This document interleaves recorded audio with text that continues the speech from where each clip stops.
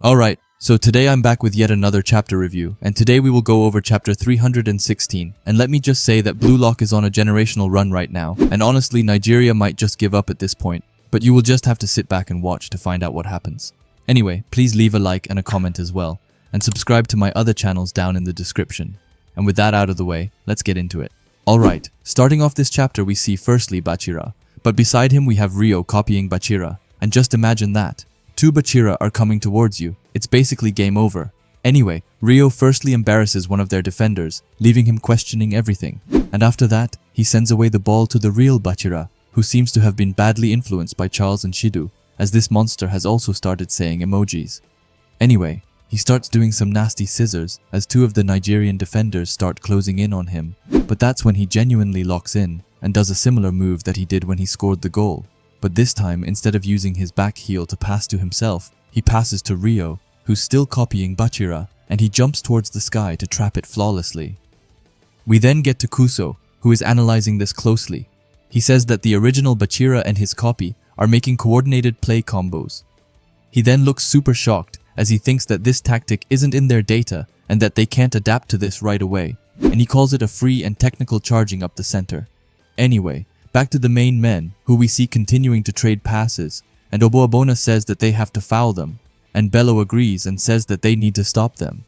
However, if two Bachiras wasn't bad enough, then both Rin and Isagi appear on their side and tell them to pass it and to use one of them.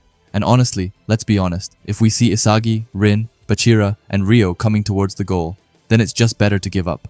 And we get to Kuso, who I can imagine thinks the same things as he says, that now they have the chance to pass to an ace, thinking that they're fine-tuning their attacks to fit any situation and that they have too many options, explaining that Blue Lock is impossible to predict, and he is just left wondering what they will do next.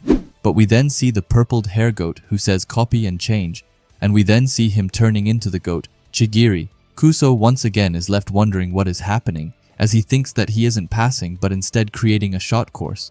But anyway, let's look at how insane this panel is, like Reo says model Chigiri, and then his eyes says 44, like that's details at its finest. I might just be hyped because it's technically Chijiri, but yeah. Anyway, Reo says 44 degrees Panther Sniper as he shoots away the ball, and both Bello and Oboabona are there and could block his shot, but I'm guessing that they didn't feel like it as the ball goes past them, and it even curves around Kuso, who just says that Blue Lock is unreal as he looks closely at the ball, which slowly but surely goes right into the goal, leaving Kuso wondering how Blue Lock is this good. After that, we see Reo, who clenches his fist super hard, and honestly this looks super sick, as this might be the first cool goal celebration Reo has ever gotten. Anyway, his eyes look super intense and wild as he says that he will win by himself, which is just what he needed. We then see the commentators who say that it's a super goal by Reo. We see the crowd being absolutely ecstatic as they continue and say that it looked just like the slice shot Chigiri debuted during the Neo Egoist League. And with that cutting middle shot from 44 degrees, Japan has jumped up to 2 goals while Nigeria has 0. The other commentator doesn't know what to say as he just laughs and asks what that crazy thing was. We then get to the Nigerian side where we see Oboabona saying that they are good. Bello says that they are gonna lose, and Oboabona then once again adds in by saying that this is the wall of the world. But just then, Onazi comes forward and tells them that it's fine, and that they made it this far by busting through walls like this. Kuso looks back to him and says his name. Meanwhile, Onazi holds up the ball and says that they are connected by soccer and that they are the world's strongest family.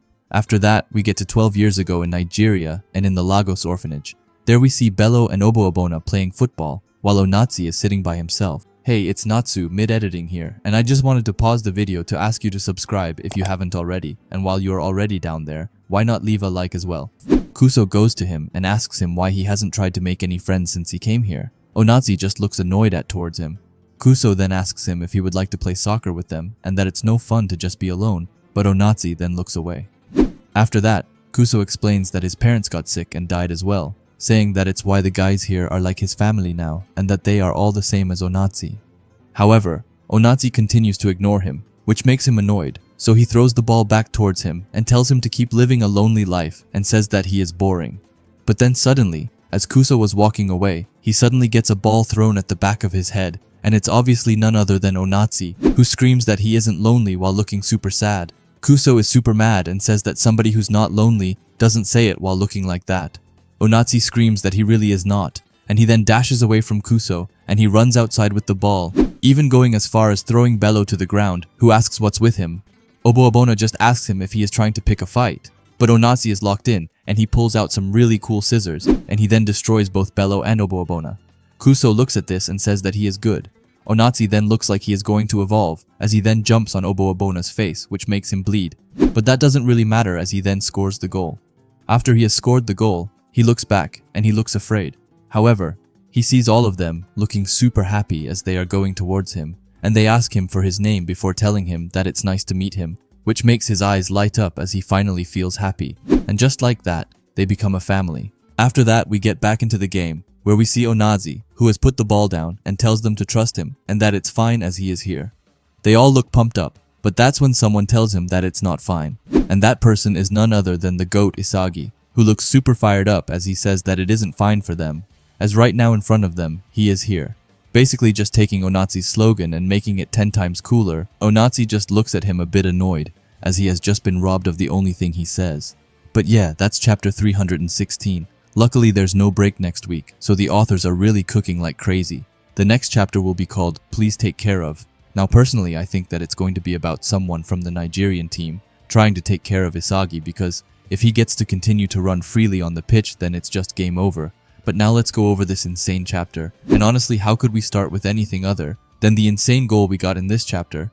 Now 2 of the characters I really wanted to score as actually scored, which I mean, just makes me so happy. I tried picking which one I liked the most, but honestly it's too hard. Because Bachira's goal was so insanely sick, but this goal is like a combo of Reo, Bachira, and Chigiri, so that gives it a bit of a big boost, mainly because of Chigiri, but you get my point. No. But on a serious note, this goal was sick, but the most important part is that Reo knows with confidence that he can play on his own. Now him and Nagi have been able to create some of the most nasty plays in the series together, and they are the ultimate combo. However, I love this new Reo, and with him recognizing that he can play all by himself, I feel like it will be a lot better when Nagi comes back. The problem Reo had was that he always went to Nagi and put him first. However, if he can put firstly himself, but also every other player and Nagi on the same scale, then he will be unstoppable. Because when he starts depending on someone and build his plays solely around them, I think it gives him too much of a tunnel vision, as he can only focus on it and loses focus on a lot of other things. That was a much longer rant than I thought that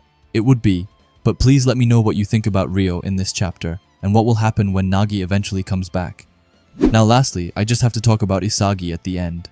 Like, how could I not? This is exactly what I love about him and how cocky he can be sometimes. Like, it was so cold how Onazi had just told his team that they were fine. But then Isagi just told them that he was wrong and that he was there. Like honestly, it has to be at least a top 10 Isagi moment, as it gave me chills. Now I'm a bit mixed on whether I think that Nigeria will make a massive comeback or not. I do think that they might be able to get like 1 goal. Meanwhile, I think that Blue Lock might get a few more goals because I just don't think that they want to be in this game for too long. As if the length of at least this game gets to like 10 to 20 chapters, I feel like people might get bored, but honestly, that's just what I think. But please let me know what you think will happen from here on out, and how long you feel like this match will be. Anyway, if you like Blue Lock and videos like this, then I would highly suggest you subscribe to this channel. And while you are at it, leave a comment and a like, as it helps out with the algorithm a ton. And if you are curious to see another video of mine, then please watch the video that will be popping up on the screen now. Anyway, thanks for watching, and have a great day. Bye.